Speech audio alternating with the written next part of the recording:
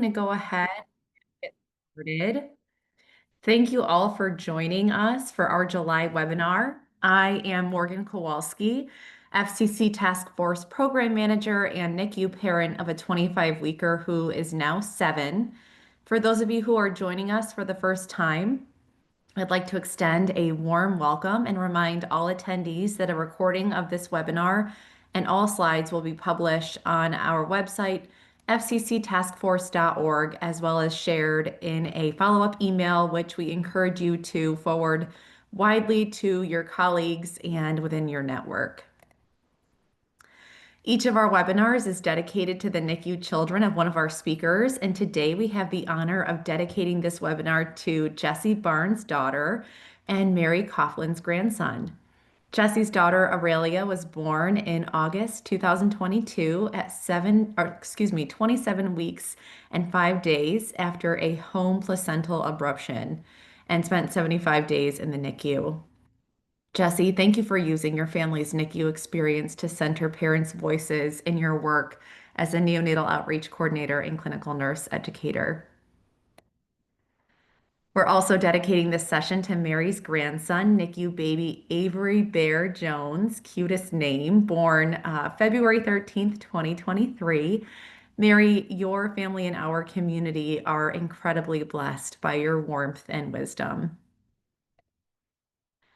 Please take a moment to review our webinar etiquette. We ask that you mute your microphone when you aren't speaking, that you turn off your camera if you're multitasking, and that any questions and comments spoken or written in the chat be respectful, non-discriminatory, and non-judgmental. We appreciate your help in making this space as safe as possible. As a reminder, we follow the all-in meeting guidelines as created by our very own Jennifer Canvasser's Next Society. For those of you who are attending for the first time, we used first names to address one another to break down the hierarchy that exists in healthcare and to empower everyone to contribute. I'd also like to acknowledge Mead Johnson Nutrition, whose mission is protect, heal, and nurture in pursuit of a healthier world. Thank you, Mead Johnson Nutrition, for sponsoring this webinar, and congratulations on 120 years of leadership in pediatric nutrition. This work wouldn't be possible without our 40 esteemed organizational partnerships. A warm welcome to Adaptive Parent Project, Global Foundation for the Care of Newborn Infants, Illinois Perinatal Quality Collaborative, Missouri Perinatal Quality Collaborative, Newborn Brain Society, and Tennessee Initiative for Perinatal Quality Care. We appreciate relying on you all to share upcoming webinars, office hour sessions, and newsletters, and are grateful for the opportunity to spread the word about your events and achievements as well. It's incredible to see so many family-led organizations alongside healthcare professional-led organizations, and these partnerships is part of what makes the FCC Task Force so special. As we move on to FCC Task Force leadership, I'd like to acknowledge that one of our organization's key strength is equal partnership between healthcare professionals and family partners. Malathi Balasundaram and Colby Day are practicing neonatologists, and Kira Sorrells, founder and executive director of the NICU Parent Network, and myself are former NICU parents. Thank you to our family partners for your contributions to our work. I love that we are diverse in our infants' gestational ages and diagnoses, and that we represent birthing, non-birthing, and bereaved parents. I'd also like to thank our healthcare partners for their time and support. It's rare in our local units to witness such authentic collaboration between the various disciplines of practice you represent, and we appreciate that you embody our key strength of equal partnership between all healthcare professionals and family partners. Join me in welcoming Marcia Campbell-Yao and Kimberly Staub to our Executive Council of Healthcare Partners. Marcia is a neonatal nurse practitioner and professor at the School of Nursing, Faculty of Health, and IWK Health in Halifax, Canada, and scientific lead at MomLink Lab. Marcia is also one of the original authors of the Presence Study and one of the primary authors of the Family Centered Care Task Force's Presence Study Toolkit. Kimberly Staub is an OB and maternal fetal medicine social worker at Northwestern Medicine in Huntley, Illinois, and Vice President of National Association of Perinatal Social Workers. Kim is our first ever healthcare partner representing the social work community, and we're thrilled to have her joining our truly multidisciplinary team. I'm excited to share that we've got over 2,400 members from 49 of 50 US states, 8 of 10 Canadian provinces, and from 70 countries around the world. Since our May webinar, we've welcomed over 150 members with representation from 2 new countries, Costa Rica and Ecuador. On to committee updates. Carrie and Nicole continue to work on the Present Study Toolkit creation, which will support NICUs in implementing unlimited parental presence, even in the face of a respiratory pathogen like COVID-19. We are grateful to Angel Eye Health for their support of this work. Jessi and Mia are creating a position paper to show our community where the Family-Centered Care Task Force stands on the importance of equity, diversity, inclusion, and belonging in the NICU. They plan to create informal guidelines or a toolkit around ensuring nonverbal messaging in the NICU is consistent with FCC values and bring an EDIB lens to our work to ensure it's reflective of our commitment to health equity. Daphna and Alex are busy sharing FCC task force related events, resources, advocacy opportunities, and education on our social media platforms. Please take a moment to follow us. Our domains are linked on the homepage and footer of our website, as well as at the bottom of our email correspondence. We invite you to tag us in your FCC related content so we can easily share and promote your important work. The newsletter committee will release its summer edition next week with the quarterly ARIA's Journey, supporting families beyond discharge, a summary of our May webinar and related resources, trauma-informed care corner, and FCC Task Force Executive Council update articles. It's worth repeating that units who share our newsletter with their colleagues and who print and post them in their staff spaces are reporting increased success obtaining buy-in around family-centered care practices. This month's poll is centered around the use of technology to supplement family communication. Please share your unit's experience and check out our previous polls and responses to learn how other NICUs are improving care, implementing better practices, and more. We've presented 20 webinars so far, with this being our 21st. Please utilize our webinar database located on our website under both the Webinars and Resources tabs to view and share all past FCC Task Force webinars. We encourage you to share these widely with your colleagues and invite you to subscribe to our YouTube channel so you can be the first to know when we upload a new recording. We're thrilled to share that 96 centers have completed our NICU FCC Measure survey, with 36 of those having completed an interview to learn more about their unit's performance with our research team. Feedback from survey respondents and interview participants has been overwhelmingly positive, and we're hearing that NICU staff who work together to complete the survey are having meaningful discussions about their strengths and weaknesses in providing family-centered care.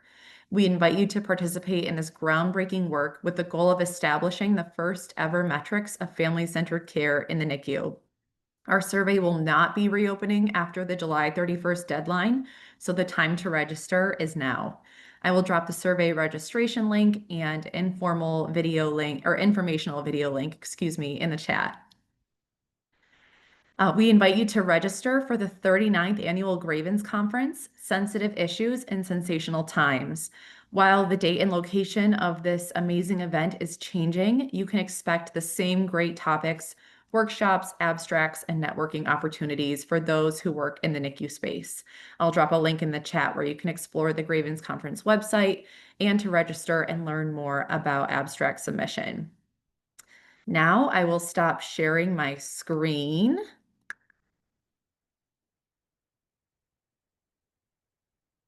Let's see here. Bear with me, everyone. Thank you. There we go. I love when Zoom updates and then you can't find the buttons. Um, so I'd like to introduce today's speakers, Mary and Jessi. Mary is a globally sought after speaker, author, and educator. Mary inspires clinicians to embrace trauma-informed care as a pathway to better outcomes, thriving careers, and empowered communities.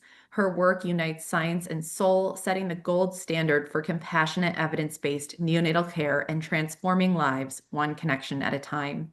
Jessi holds a Master's of Science in Nursing Education and certifications in high-risk neonatal nursing, nursing professional development, and the care of extremely low birth weight infants. She is a graduate of the Trauma-Informed Professional and Respectful Equitable Care Certificate programs and a Community Resilience Model teacher. She serves on the Executive Council for the Family-Centered Care Task Force and co-chairs our Equity, Diversity, Inclusion, and Belonging Committee. I'll drop full bios in the chat along with all of the links I mentioned previously. And with that, I will hand it over to Mary and Jessi. Thank you so much. I'm wicked excited to be able to co-present with Jessi, and we're super excited about our topic. Jess?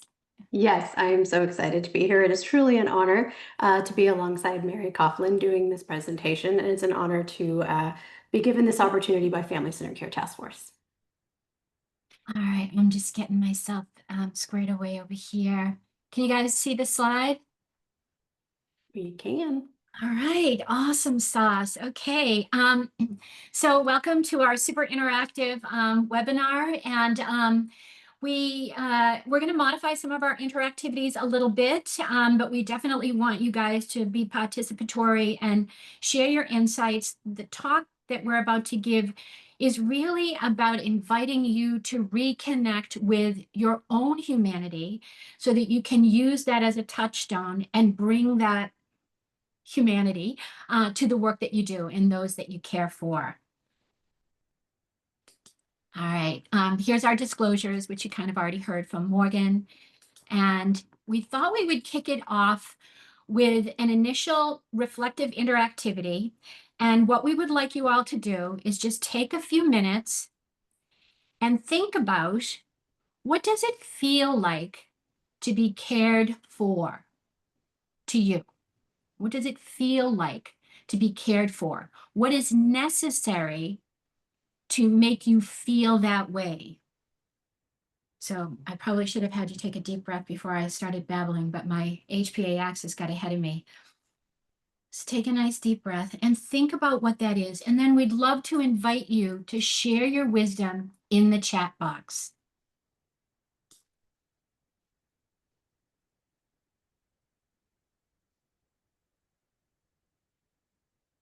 So I know for me, just to kind of just say that what it means to be cared for me is to be thought of and to be supported.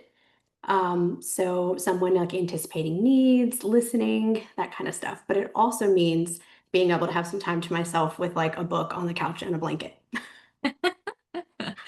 I love that. And look at all of these wonderful responses from everyone. I really am touched that the first response was safety, was safe. You know, you need to feel safe. Feeling understood and accepted. Yes. Connection, understanding. Be actively listened to be seen. Yes. Heard. Go ahead. I'll keep babbling, Jess, so please jump in. No, it's like I loved how many people said to be seen. So it's sort of kind of going slightly different than plan, but also exactly on plan, because we wanted to see themes and we wanted to kind of call out that actually a lot of us seek safety and seek to be seen and all of those things when we're talking about what makes us feel cared for. And if we all, a bunch of relative strangers, can feel that way in a couple of minutes on the internet, imagine how this could be replicated in a unit or with intention across parents and coworkers and patients and everybody. So that's one of the big crux of the discussion that we're going to have, is that this is the topic that will apply to everybody, no matter what role you play in the NICU or outside of the NICU, supporting families in any way. And it's a skill that everybody has the ability to learn. But it requires taking in and reconnecting with your own empathy and your own self of what makes you feel safe, because then you can be able to see and elicit what feels safe for others. Yeah. And I love how you just position that, Jess, because the title of this was talking about caring with intention. And in order to have intention, you have to be aware, right? You have to be dialed in.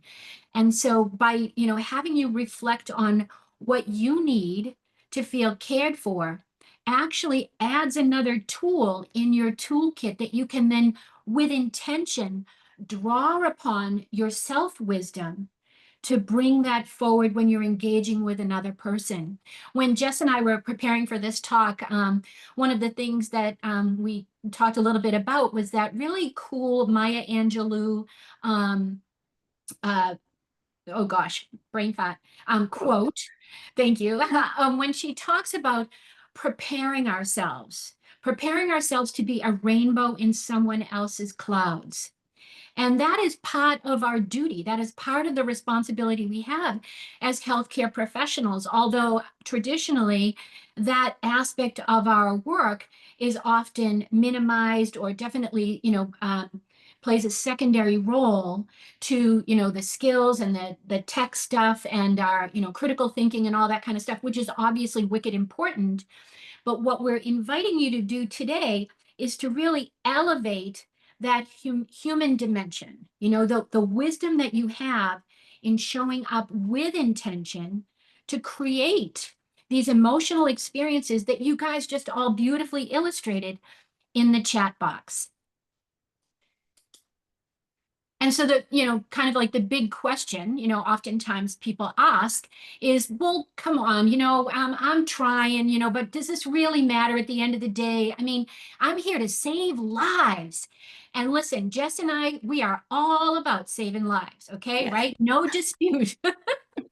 But this isn't like mutually exclusive. We can actually show up with intentionality, leveraging our humanity and balance that human experience of illness and overwhelm by initially feeling seen, feeling safe, all the lovely things. We have an incredibly ever unfolding body of research that is helping us understand the magnitude of the impact of early life adversity. Really cool data now that I'm starting to be aware of is the impact on mothers who've had their own experiences with early life adversity and how that shows up in their parenting capabilities in a NICU environment and in a healthy situation as well. But certainly that re-traumatization can really, kind of trigger a lot of the early life experiences and the early life survival behaviors that on the surface for us as clinicians, we may not be able to kind of read through all of those behaviors. From a global perspective, there's approximately on the latest stats, 60% of people around the world are estimated to have experienced at least one form of childhood adversity. In the United States, it's 64% of adults report experiencing at least one type of adverse childhood experience by the time they're age 18. What's really interesting when you start looking at the ACE data is, and this you may all be familiar with this already, but there's a cumulative component to this, right? That the more ACEs you have, the more significant impact that early history has on not only your physical health, but your mental health as well. And here in the US, the stats report that 1 in 6 adults in the United States report experiencing 4 or more ACEs. And even this was additional interesting data that 1 in 5 high school students experienced 4 or more ACEs. So again, we're gaining more and more understanding. And I think my takeaway message on this slide is really, it's ubiquitous. And nobody's walking around with a sticky note on their forehead so that you know who has the trauma history and who doesn't and how many ACEs and all that kind of stuff. So what we're really inviting you to do is in leveraging your humanity, you're leveraging your humanity and showing up with intention that's kind of a universal precaution. That's how, we really want you to feel that that's just how I do my work. That's just my modus operandi. And when we can do that, it can actually tip the scales and enhance our compassion satisfaction. We know that staff well-being is really hampered with issues around burnout, compassion fatigue, PTSD symptoms in the bearing witness, and other types of psycho-emotional sequelae as a consequence of the good work that we do in bearing witness that is superimposed on our own story of potentially adverse childhood experiences. And there's some really interesting data that talks about, people that actually do have adverse childhood experiences and how they generally self-select into helping professions, which is really interesting information. I didn't put that article up there, but anyways. And then from a parent mental health perspective, and again, we continue to learn more and more about just the experience of the NICU itself as a compounding trauma. Again, just like all of the human beings on the planet is superimposed on their own origin story and whatever challenges or triumphs are woven into that story. So that's the reason why this matters. It matters so significantly in meaningful, measurable ways. And when Jess and I were talking, and I know I can go on, so I'm going to try and but oh fudge, I just lost my train of thought. Yeah, no, I'm back. That when we talk about trauma-informed care or trauma-informed developmental care, sometimes folks can just kind of glaze over and go, man, I'm already juggling 80 million things. There's no way I can do something more. And that's the real cool thing about what we're sharing with you guys today. This isn't about doing more. This is about being more of your whole integrated, frail and triumphant self all together. Just be you. And you're going to be blown away by how magical and impactful that can actually be. So that was a lot of stage setting and preaching and stuff. But here are our learning intentions. We hope at the end of the session you'll have a better understanding of the association between early life adversity and how you regulate your nervous system. We're going to share some approaches that can really enhance relational safety in the good work that you do. And we're hoping that you will consider how caring with intention can actually shape your practice, not just professionally, but how you just show up to your life, which is wicked cool. And I love quotes, and God bless Jessi, she indulges me. I thought that this was a really powerful quote, certainly making a statement on the times that we're living in right now as well. But in recognizing the humanity of our fellow human beings, we actually pay tribute to ourselves. How many folks on this call started out life as a baby? Right? And so we have that shared experience. We have that shared story that is rich with insight and wisdom that we very often don't tap into. And so we're going to challenge you guys to really tap into this stuff.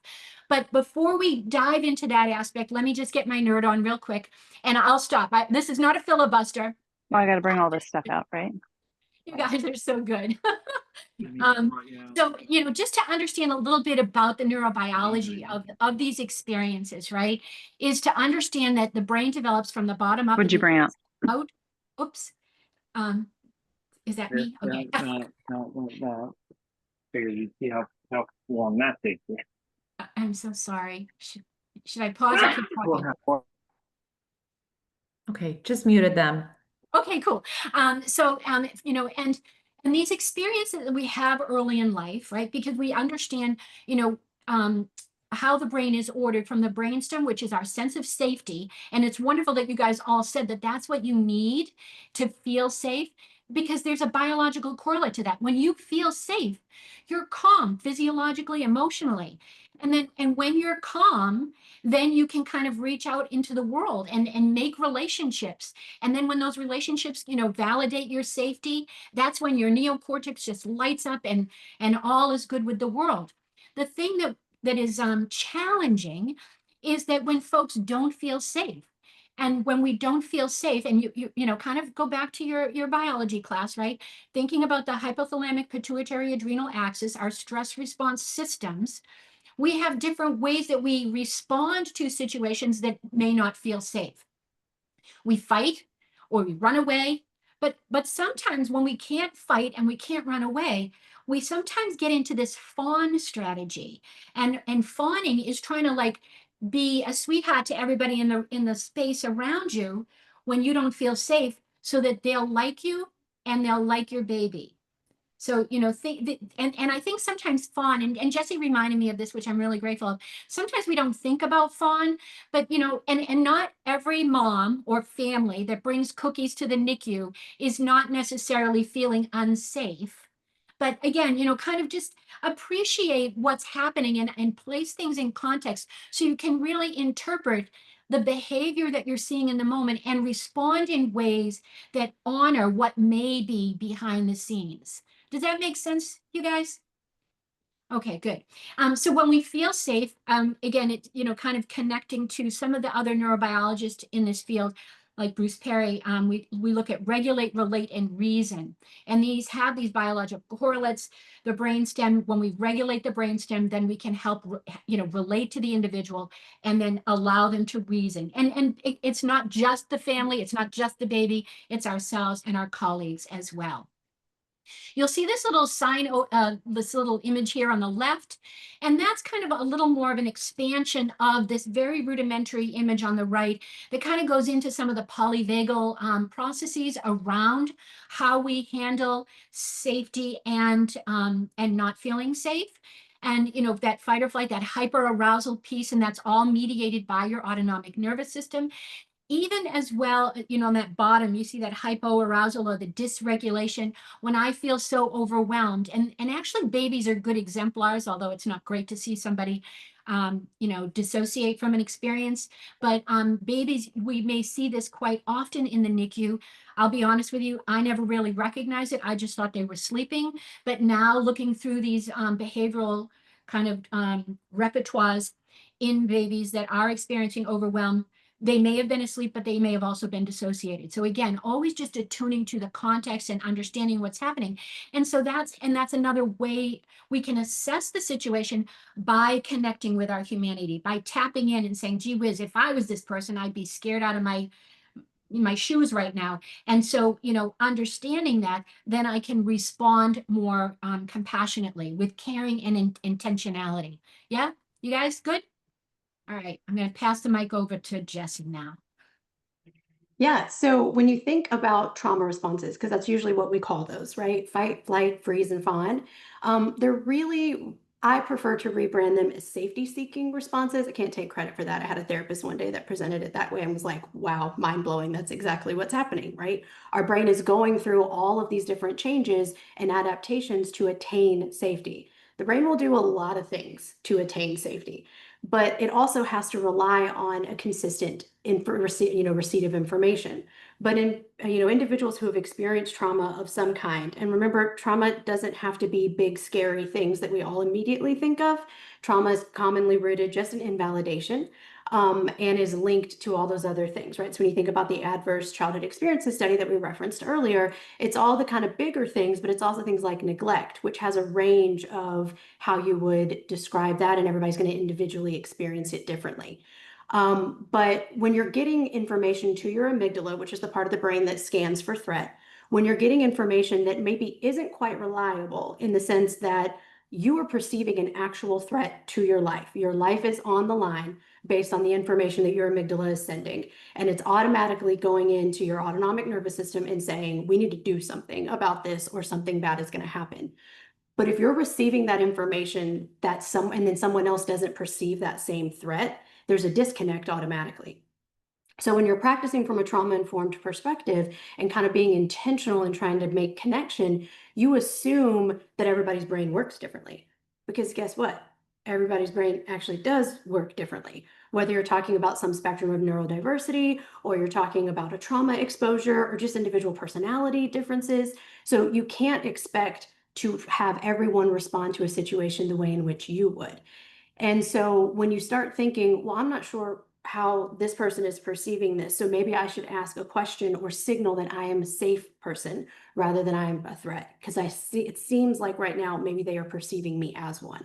Because I say all the time, no one clocks into their time in the NICU or coming into the NICU being like, I hope I make somebody cry in a bad way, and I really hope I ruin somebody's day. Like, we all want to have good shifts. We want to have good experiences with our patients. We want to be able to facilitate connection with the families. Like, no one comes in with malintention, but it somehow happens. So one way to understand this is knowing how we show up in the NICU as professionals.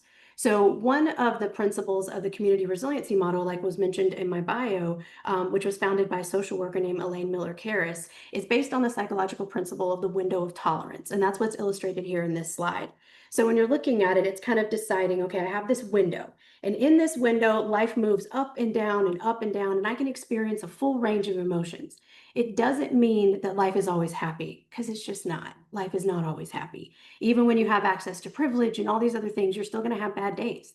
But in this window of tolerance, as long as you're able to stay here, you can bounce and ping pong all around and still show up in the way in the world that you want to. You feel good about it. You're able to regulate and respond to it, any kind of stressors.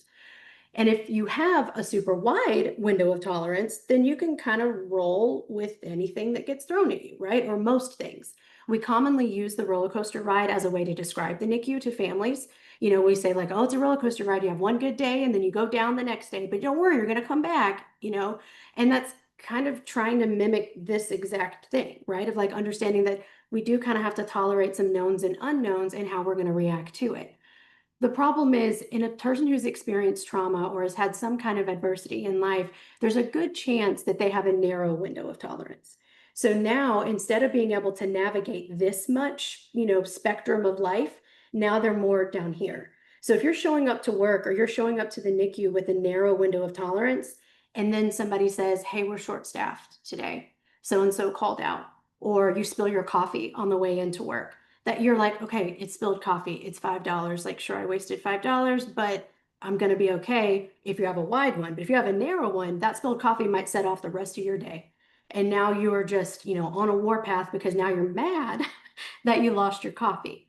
So the goal is to expand our window of tolerance, and we can do that by being aware of it, one, and seeking connection from others so that we have access to safety. And so we can step away and decide, is this about me? Because one of my favorite teaching points when I teach about neonatal medicine is it's never about us, although we make it about us a lot.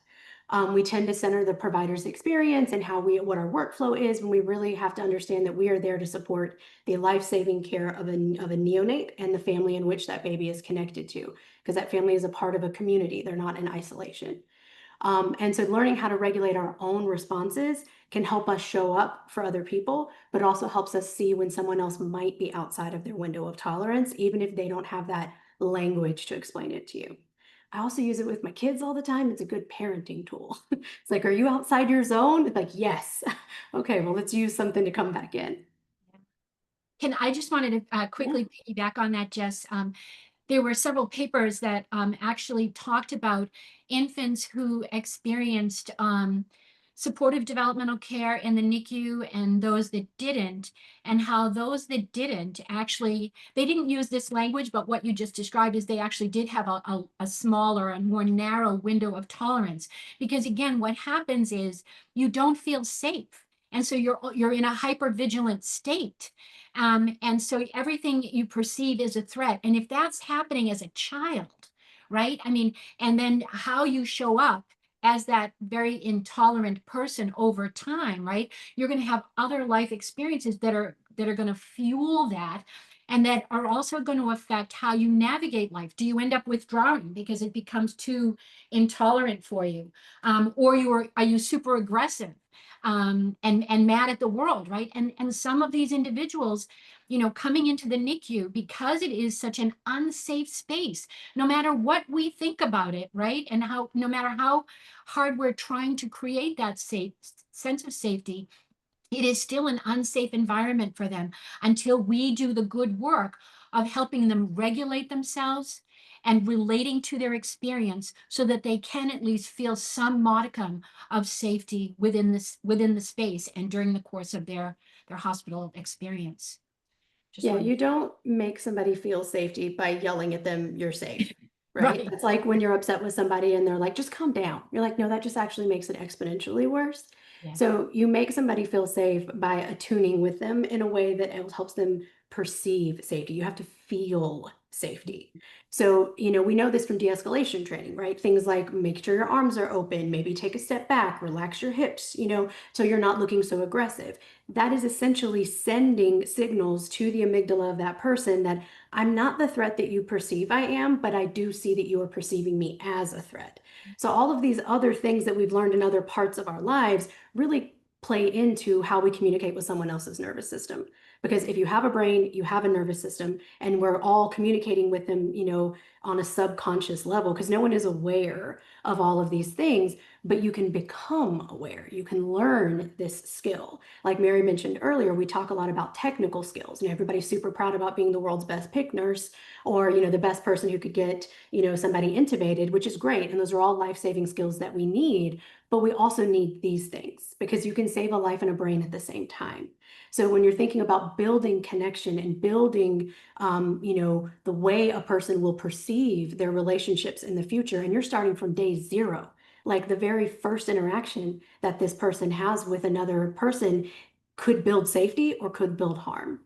And so we have to choose most decisions to build safety and do that in every opportunity that we have so that we can set this person up for success. Yeah.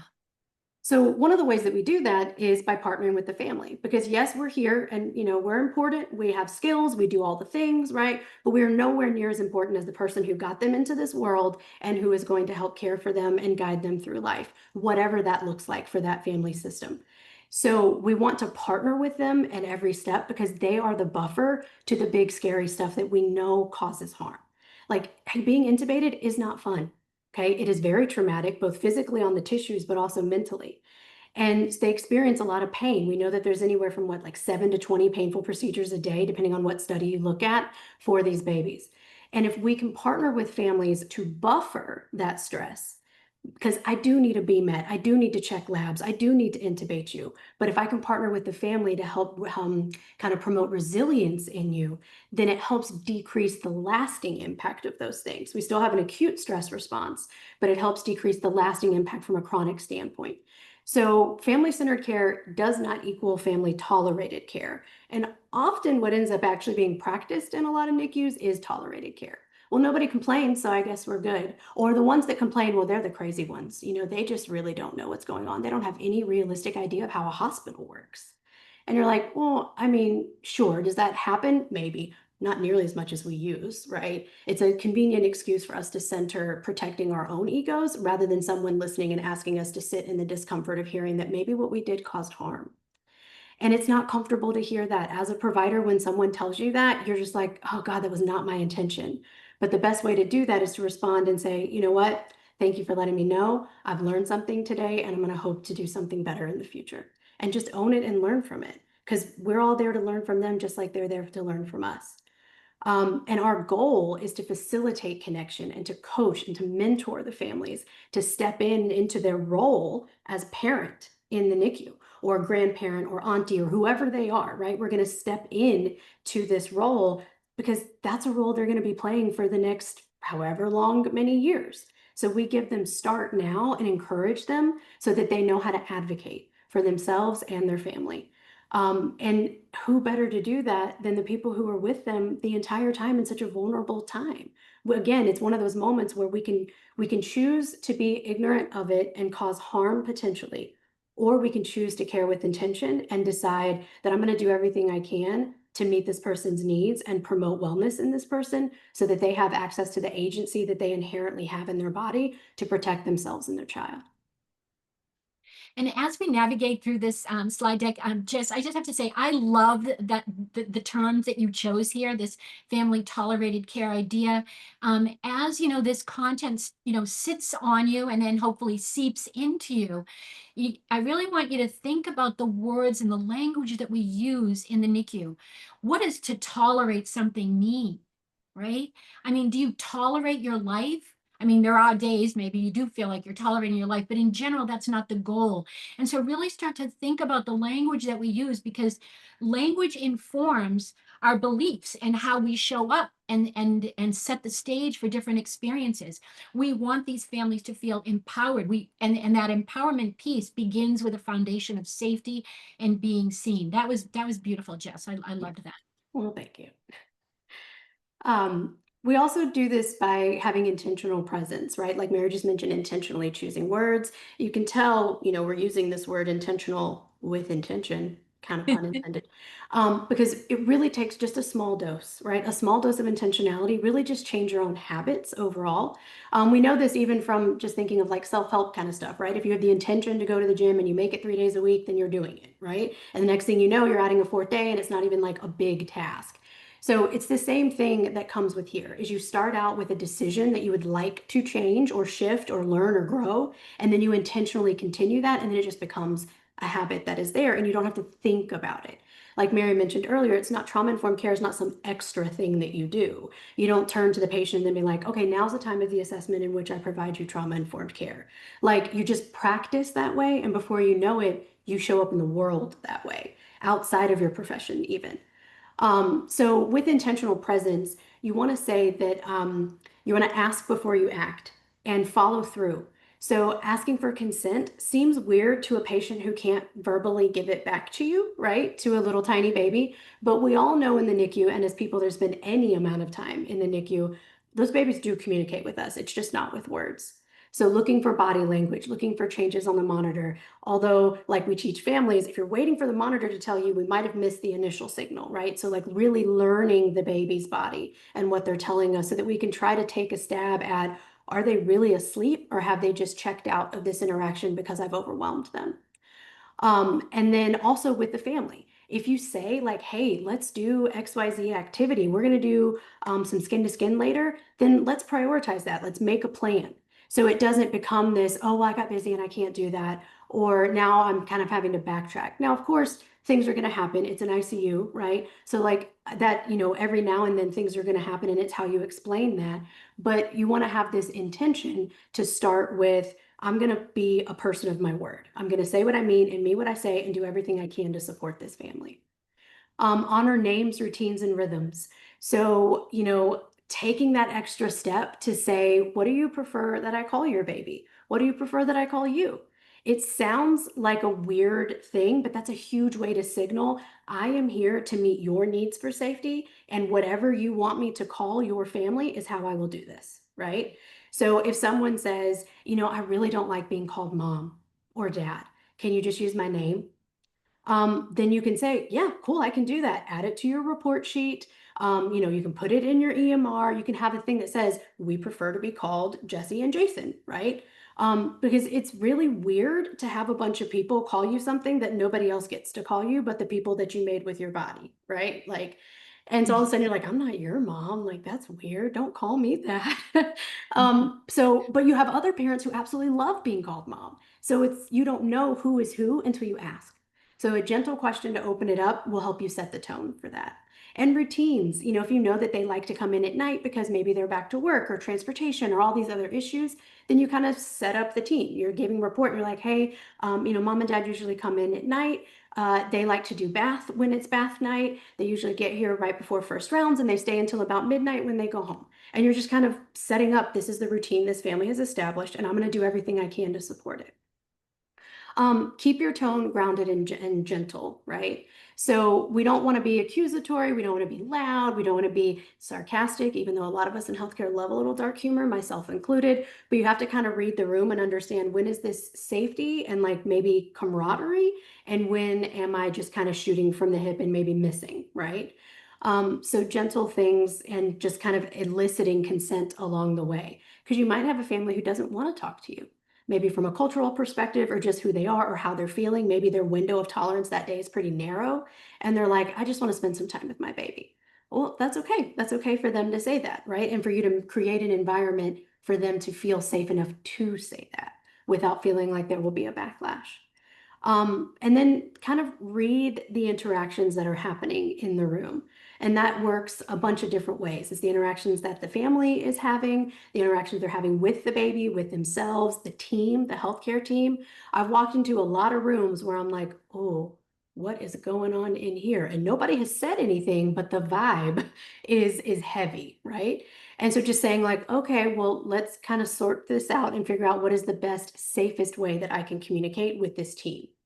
And then receive feedback as a gift for growth, like we talked about earlier. Be thankful when people say like, hey, I didn't love the way that went. Can we try that again? Or can you try this way? Or I really just prefer X. That's great. That's somebody opening up and giving you a piece of vulnerability that then allows you to support them in a more individualized way. And all of these things are easy to talk about on a virtual call and a webinar, right? But it's a skill that has to be built. Just like IVs, just like intubation, just like all those other things, you have to practice and you have to learn. And you learn by making mistakes. I tell my new grads that all the time. You're gonna make a mistake. What I want you to do is learn from that mistake. Because if you learn from it, then it gives meaning to what happened. And now you can take that on to further care in your practice. So when you do that misstep, just own it and be like, you know what? I didn't mean for that to come off that way. Thanks for letting me know. And I'm going to, add that to my catalog of experience so that I can create safety for another family. And when you originally said, Jess, about asking, ask before you act, and that can feel weird. And I want you guys to think about that reality, that it can feel weird asking parents. And the reason why it seems weird is because we've normalized the disconnection that we currently have in these hierarchical systems, right? And so, this invitation to, come back and leverage your humanity and care with intention is really coming back to home base and saying, you know what? This ain't working. This ain't working for anybody, right? This disconnect.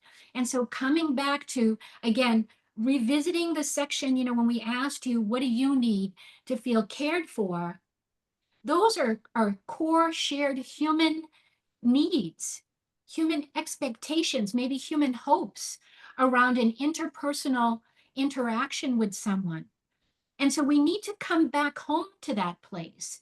And I think, all of these different steps that you've just delineated, Jessi, are really a roadmap to that.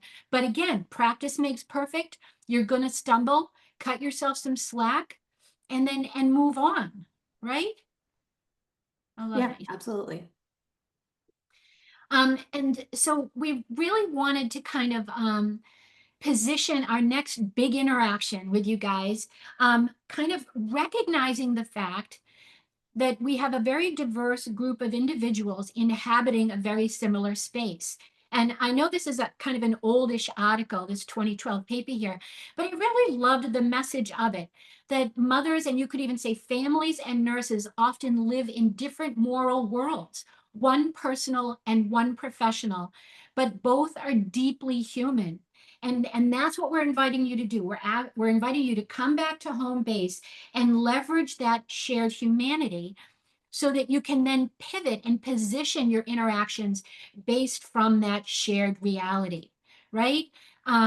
So what we thought we would do is kind of, we're going to give you a report, all right? I'm going to give you a little bit of a sign out on the situations that you see here on the slide.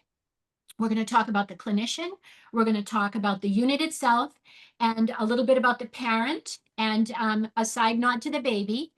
And then that information is going to set you up for the interaction that we're going to have very quickly. Okay, you ready to get report? Okay, awesome. Thumbs up.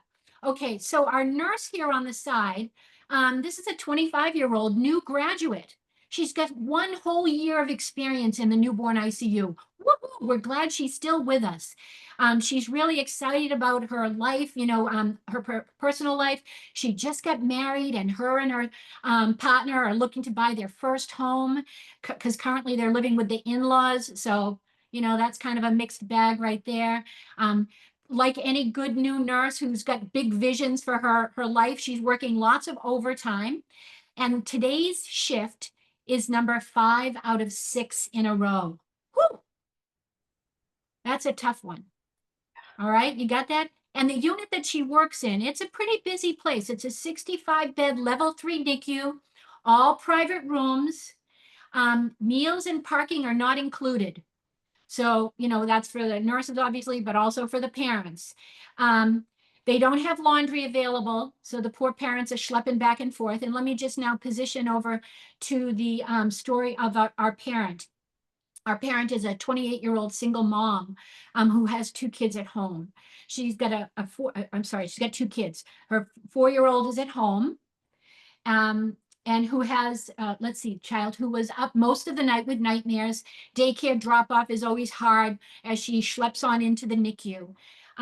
She's using limited maternity leave to care for both of her children in the 2 different locations, one at home / childcare and the other little person in the NICU.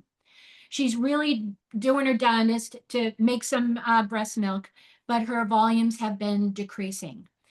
Her little baby, now, to many NICU people would be like, oh, easy peasy, right? Just 32 and 4/7 weeks, and now she's 33 and 5/7 weeks. She's doing great. She's on room air, feeding and growing with some NG tubes. So, sometimes that can be felt like not a big deal, to us kind of diehard NICU people. But again, we're asking you to step and tap into the human experience of this situation here. Did everyone get the report? Because it's going to set you up. You can ask us questions, though. I won't withhold any information. And this slide here is really just kind of our transition into the interactivity. It's really talking about this idea of the NICU space being a crucible. And a crucible is a container, right, where metals and other substances are all melted in together. And I want you to think about all of the people in the NICU and how we all melt in together, from doctors, nurses, parents, babies, housekeeping, consultants, radiology, like it's just this one big melting pot of human beings that oftentimes traditionally can just kind of like come in and out, have a very siloed relationship with the space and the people within that space.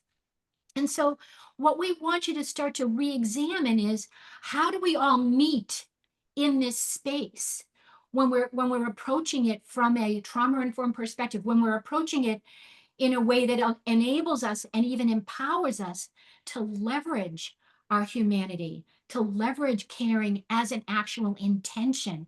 How do we meet and how do we connect in this really fragile, sometimes terrifying space, right? So here we go.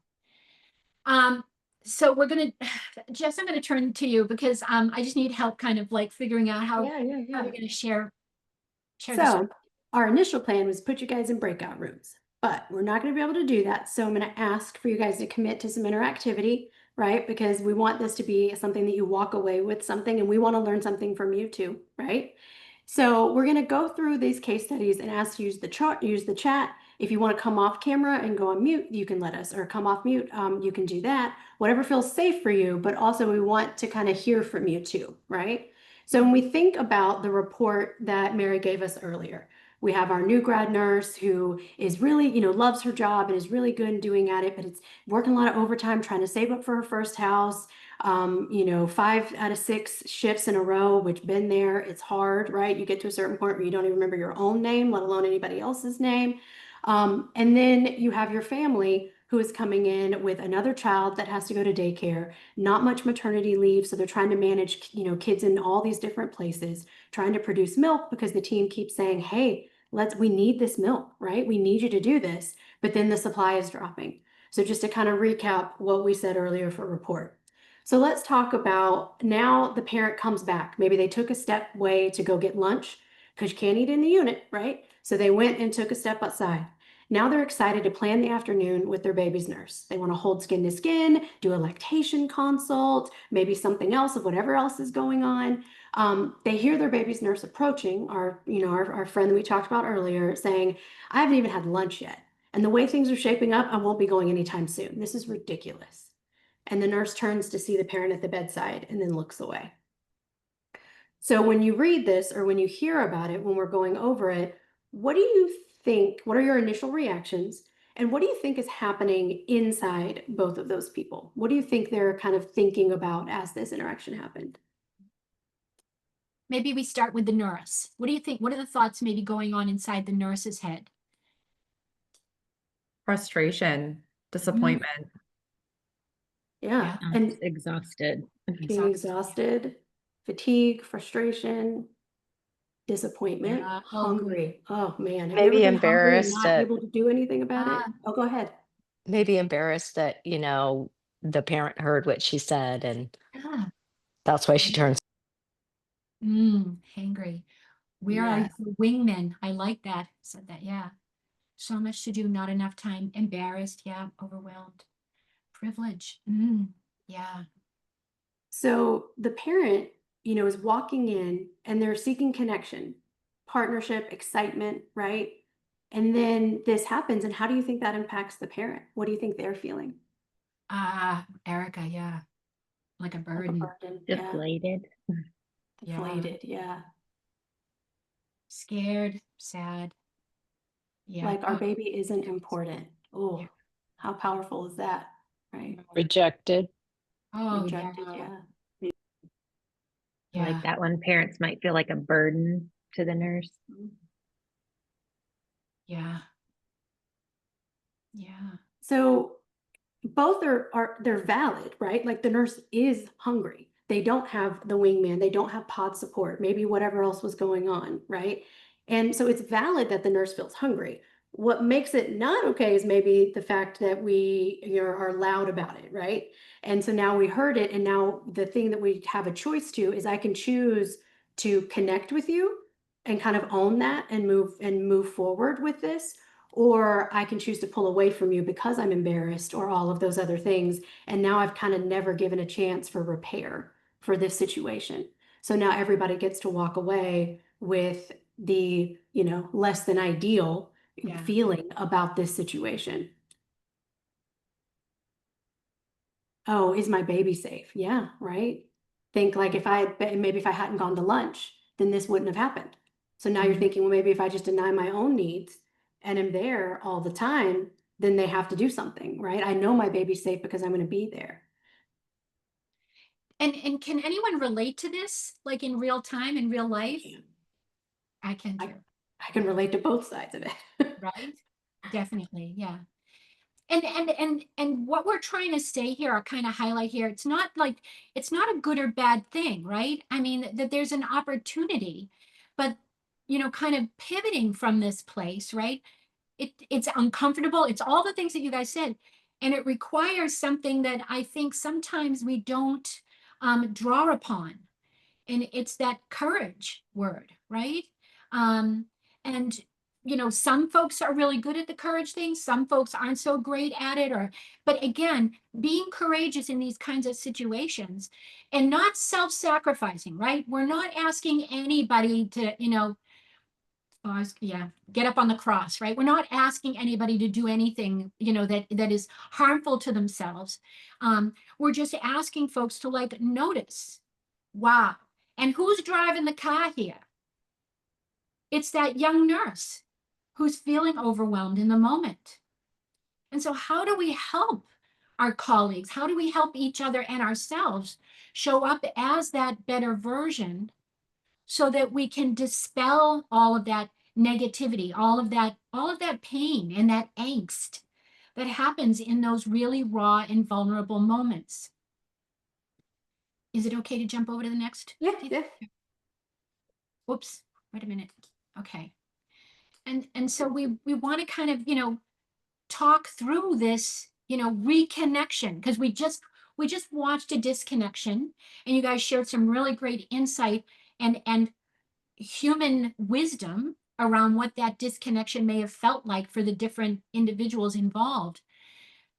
How do we do the reconnect? I'll flip it back to you, Jess. Yeah. So like we said, there's choices that can be made here. So one way that we can do this is maybe the nurse recognizes, I'm out of my window of tolerance. I am not showing up in a way that I align myself with personally or professionally. I'm going to take a deep breath and I'm going to look away. I am feeling embarrassment, maybe some shame, maybe a bunch of other things. I'm not beating myself up for that. I'm recognizing that I'm a human who's going to have valid emotions, which means the full gambit of everything. But I'm going to own that maybe that wasn't the best way to handle it, or at least the way that I would want to have handled it had I known that the family was there, right? So the nurse realizes, oh my gosh, I forgot about the lactation consult, and the parent was going to come back after lunch. She thought when the parent left for lunch that, they were good and she would check in later on the phone. You apologize to the parent, explain that their pod is getting 2 admissions soon, and she's not sure when she's going to fit in a break around everything going on. So that's that vulnerability piece of it's not the parent's fault, right, that other babies are being born, or that she hasn't had lunch, but she's just saying like, hey, that wasn't great. I wish that didn't happen, but I am really hungry and I haven't had a chance to eat. So let's figure out a plan, right? And so then the parent can say, you know what, that does sound crazy. That's a lot of things going on. Maybe we can just forget about it, right? Like that kind of fond response of, I don't want to be an extra burden. I don't want to be any problem for you. So I'll be the cool parent, right? And we'll just be like, no, it's okay. You go take your break. It's fine. I don't have to hold her today. Even though, yeah, they absolutely have to hold her today, right? Like that is going to happen, right? And that's how they came in. That's the energy they came into the unit with, but then got deflated, right? So she offers that up. And the nurse then has a second choice, can either take that and be like, oh, thank God you're being so understanding. That's so great. You're one of my favorite patients, right? And kind of meets them with their own trauma response that's from a fond place, right? Or they can say, you know what? No, we're going to figure this out. This is still going to happen. We just need to make a plan together on how we can make this happen, right? Which is the vulnerability part, right? Because it's easier for us to play into the hierarchy and just be like, oh, good, you get it, thank you, and like pat them on the head and walk away, right? But we really don't want to play into the hierarchy. We want to dismantle it. So doing things like creating an equality between them of like, we both have needs. How are we going to meet them in a way that is mutually beneficial to everybody, right? Because thank God our little baby over here is, doing amazing and is not acting up on the monitor or needing a lot of like intense care right now. So we can choose to prioritize ourselves rather than have to put everything aside to care for the immediate life-saving threat for the baby, right? So they all agree to do skin to skin now while a colleague or a wingman, right, like we said from the chat, watches over her assignment so that both needs can get met before the hustle and bustle of a new admission. So that's a compromise. It's saying, I recognize that you're here with a purpose, which is to hold your baby, which is the purpose that most NICU parents walk into, the unit with. I'm going to facilitate that purpose for you. And I'm also going to use my community and my colleagues and my coworkers to be able to make sure that I'm able to show up for you better too. Because when I'm hypoglycemic and dehydrated and all the things, that's going to affect my ability to recognize when I'm stepping out of my zone and how I can get myself back into it, right? Or the window of tolerance. So that clinician makes an active choice to shift, regulate myself, return, and then makes room for what is going on with the family. So it's that really stepping in to saying, I stepped in it this time, didn't really go so well, didn't mean for that to happen, but now I'm going to pivot and see what is the next feasible and desirable option. Can anybody relate to handling it that way or have a story or something where you could share about handling it the opposite way? I have a huge repertoire of stories for both.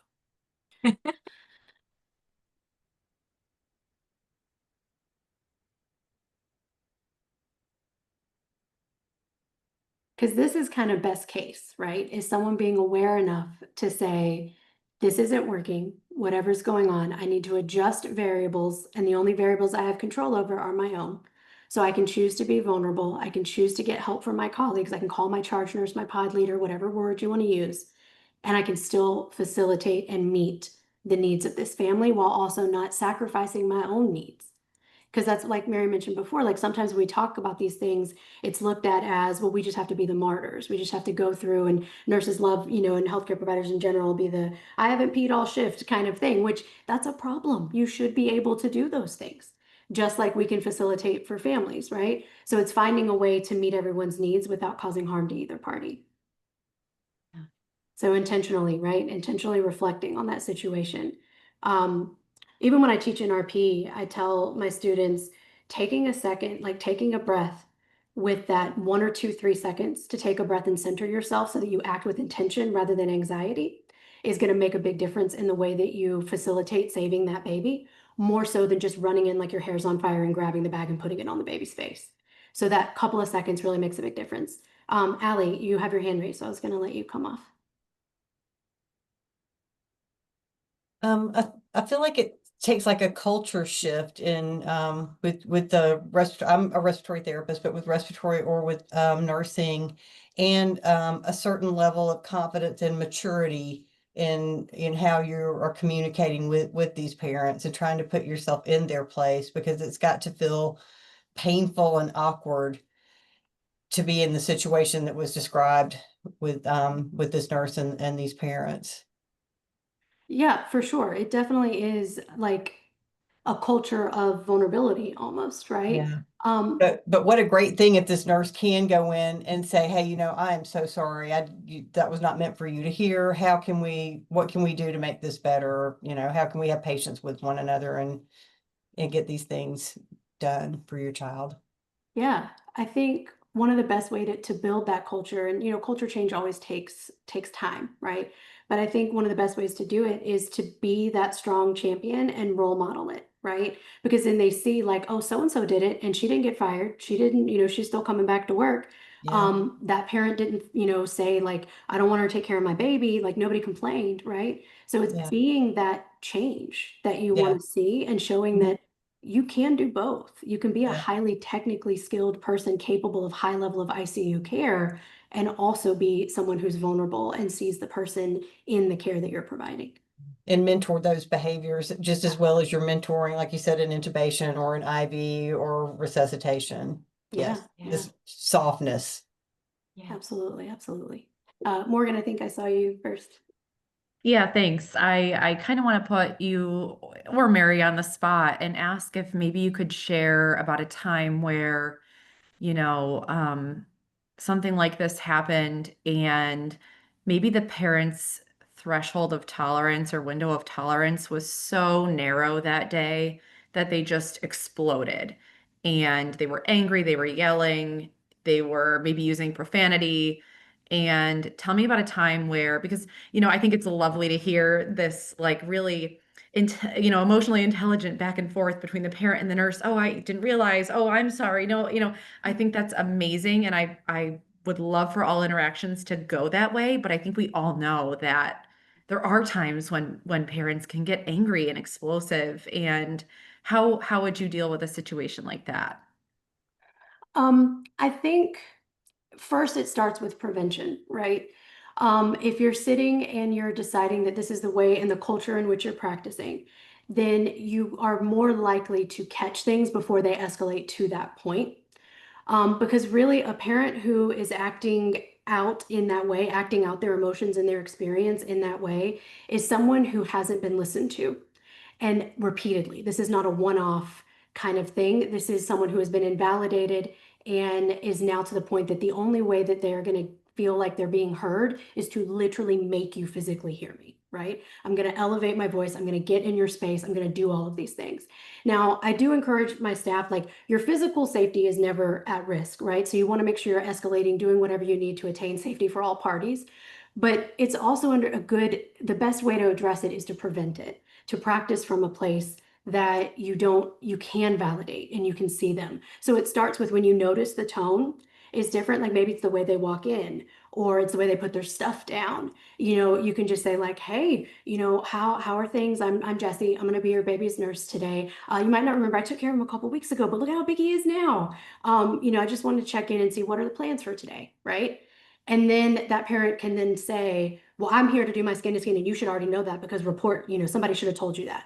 Oh, you know what? I do have a lactation consult down here for 3. So let's, and kind of de-escalate before we get to the point that someone feels the need to throw something at you.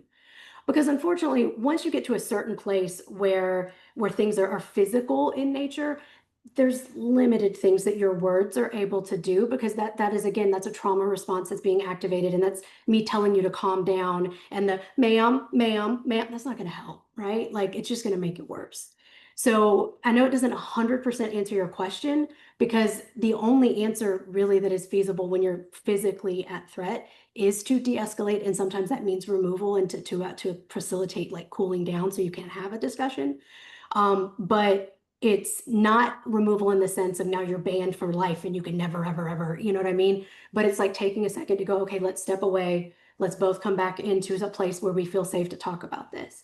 And navigate that there. Every situation is individual and is going to be very challenging based on the circumstances that exist for that dyad and how long they've been there and all the other things that go in. The NICU is such a complex slice of the universe that it's really hard to make a one-size-fits-all recommendation.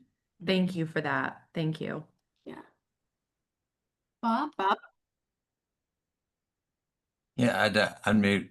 Yeah, first of all, just let me comment that Morgan, you presented this like only parents have that decreased window of tolerance, but I think there's a lot of times when it goes the other way around, that the staff member has the decrease, and they're the ones that fly off the handle.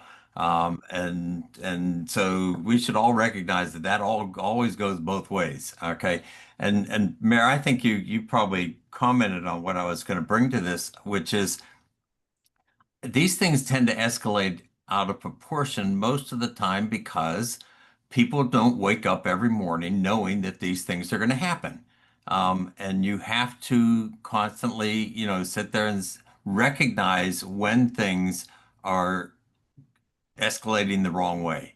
And you need to immediately be able to say to yourself, I gotta stop it right now. I gotta like do something right now.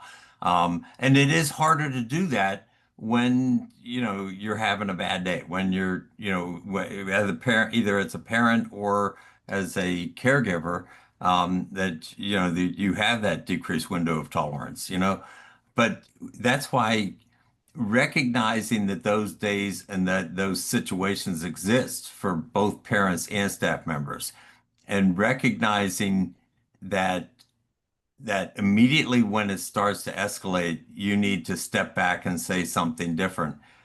If people aren't prepared for that, if people aren't ready for that, if people don't if they don't constantly have in their mind that conflict is going to happen sometimes, and when it does, I need to kind of nip it in the bud. Um, then it will continue to escalate. I think it all gets back to, kind of how you prepare yourself for your day. There's going to be things that go good in your day. There's going to be things that do bad in your day. And you need to recognize when they're going bad. You need to be able to step back right away. And I'm not saying all that's easy, but I think you can prepare yourself for that kind of on a day in and day out basis. You're so on point, and you're right. I think traditionally, we show up to work kind of on default, right? And I think the fact that we care for, pre-verbal individuals, also gives us a wider berth of grace around not preparing, because what's the baby going to say? But as we are now, thankfully, partnering with parents, bringing parents more intentionally into the care team, we really need to amp up our skills. I mean, I can be really short and a jerk with my coworkers, and what's going to happen? As long as I don't punch anybody out, I'm probably okay.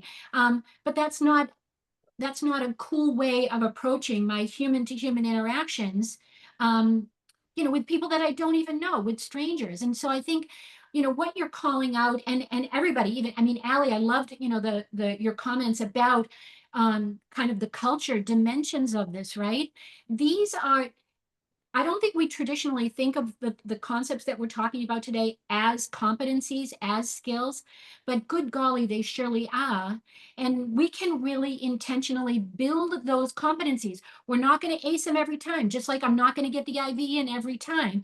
And I love whoever wrote wingman.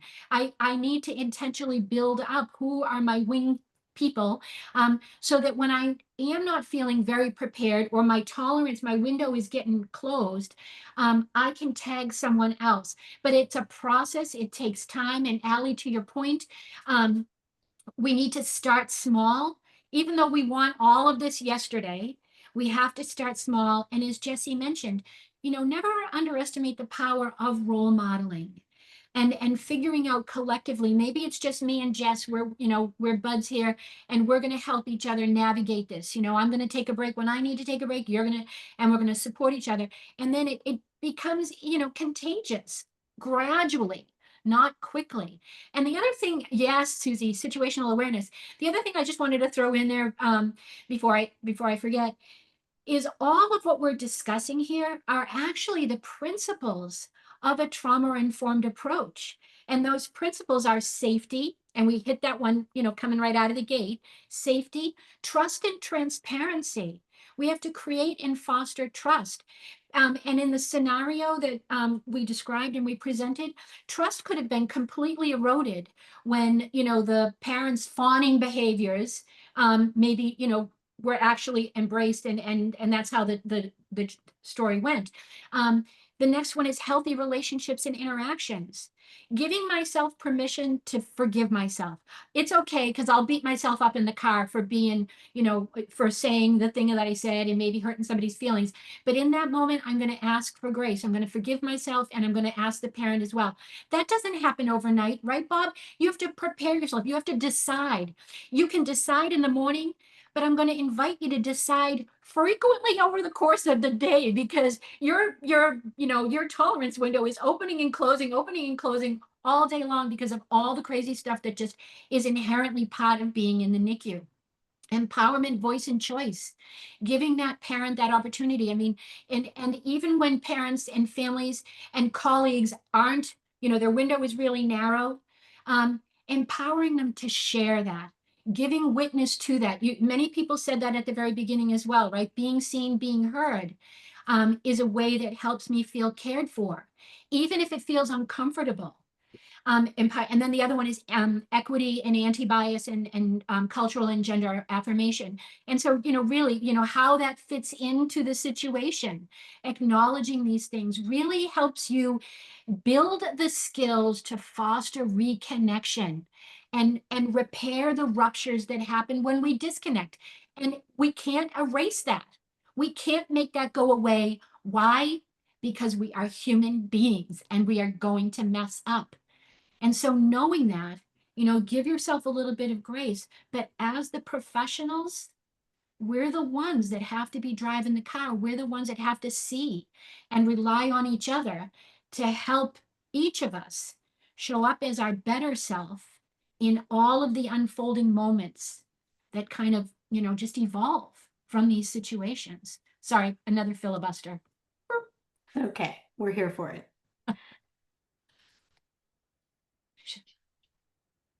Any other comments or questions, you guys, or insights?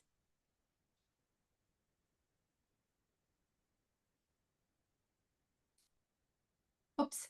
Oh, okay. So the hope is that you can take this intention that you walk into your shift with, right, or wherever you're navigating the world, and they will end up being ripple effects into society, right? So when we show up with intention and compassion in this space, right, in the NICU, in a place that's already just inherently vulnerable, when we pause, connect, and attune, we're not just caring for a baby or supporting a parent or a coworker, we're modeling what it means to be human in relationship, which feels kind of heavy for us to carry. But if you can help restart someone's heart, I think you can also help show somebody how to be a human in a relationship. Like those are two equally very important skills, right? So looking at that human connection on a micro level will then create human connection on a macro level, because we're building a movement here, right? And so if we all individually show up to the best of our ability and the best of our self-awareness with situational awareness and all the other tools that we've referenced, then we can start chipping away at cultures that create harm for all parties, right? For parents, for babies, and for professionals.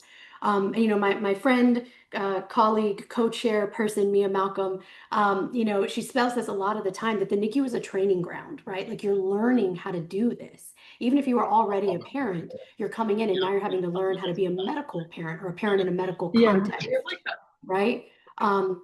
So sitting there and saying that if I can teach you how to do this here, that's actually encouraging skill development in you for you to take for the rest of your child's care. Because the NICU is a microcosm. It's not, we don't exist in a vacuum, right? So it's a microcosm that reflects the way our larger systems function.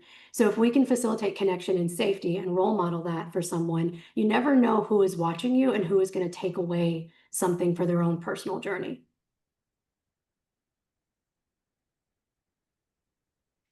And so we kind of touched upon this when we were talking about that clinical scenario, right? It takes courage. It takes courage to be vulnerable. The comfortable thing is accepting the parent's fawning and just making it go away and stuffing whatever discomforture you feel because of that fleeting experience. Just stuff it down. And maybe you request never to take care of that baby again or that family again. I mean, there were workarounds, and we've been doing it for decades.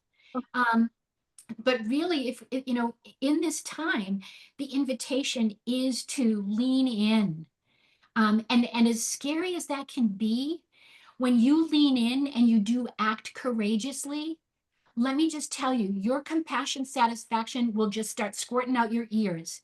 You will just be reveling in the joy of being the better version of who you want to be.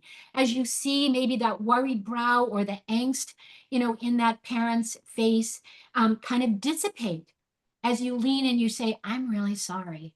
I did not mean for you to hear that. And let's work this out together.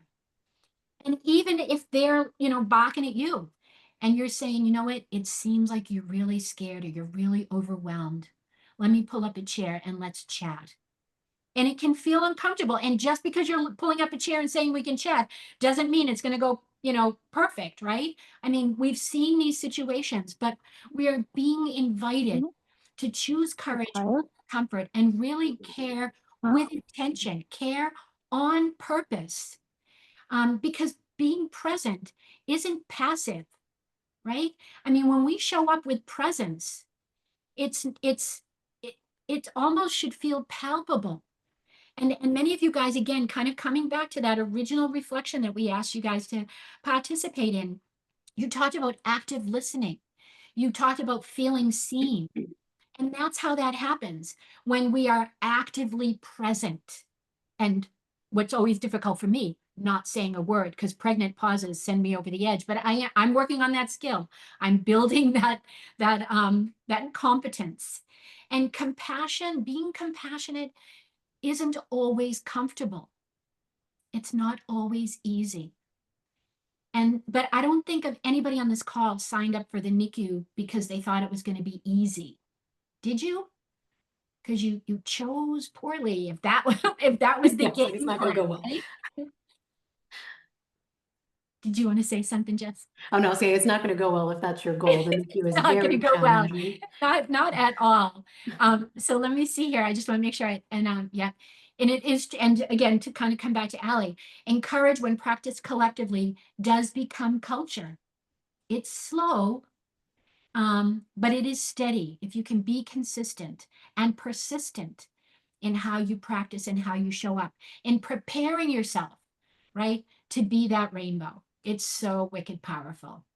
And, you know, I mean, Jess and I, we believe this is how you change the world, that you change the world by creating relational safety through intentional moments.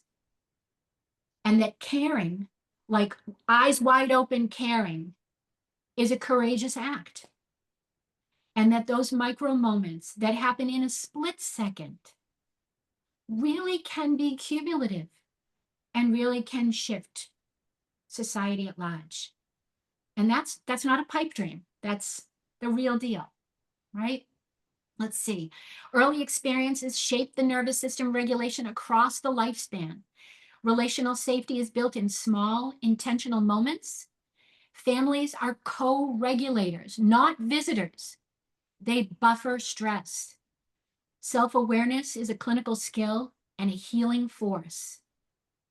Disconnection is inevitable, but repair is essential. And caring with intention is courageous. Choosing courage over comfort transforms culture.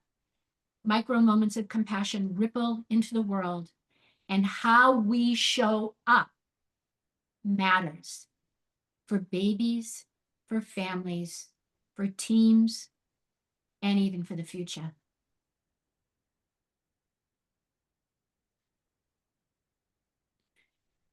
And that's all we got. We want questions now. We want discussion. That's it. Beautifully done. Absolutely beautifully done. I think, I think just closing on that, that last point about, courageous and the micro, I don't know, I need the slide again so I don't get the words wrong. The micro moments of compassion, because I think, like we've kind of started talking about this in the beginning, was that, trauma-informed care is not this big, huge thing that you have to do all at once, and no, it's just one more thing to do. No, it really is just these small moments, and they do add up, and parents feel that. And I mean, I'm not a staff person, but obviously, staff feel it too when other staff um,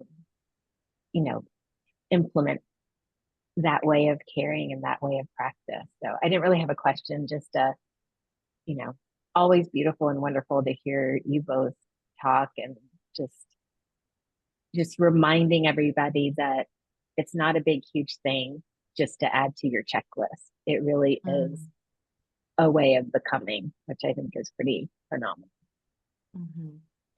So thank you. Thank you.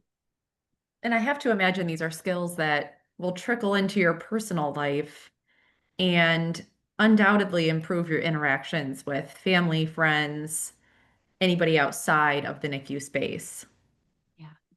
And Jessi made this really beautiful reflection worksheet that we'll share with everybody after the session, as well as the handouts, because practice makes presence, right? And we have to practice those things with ourselves so we can build that skill to share with others.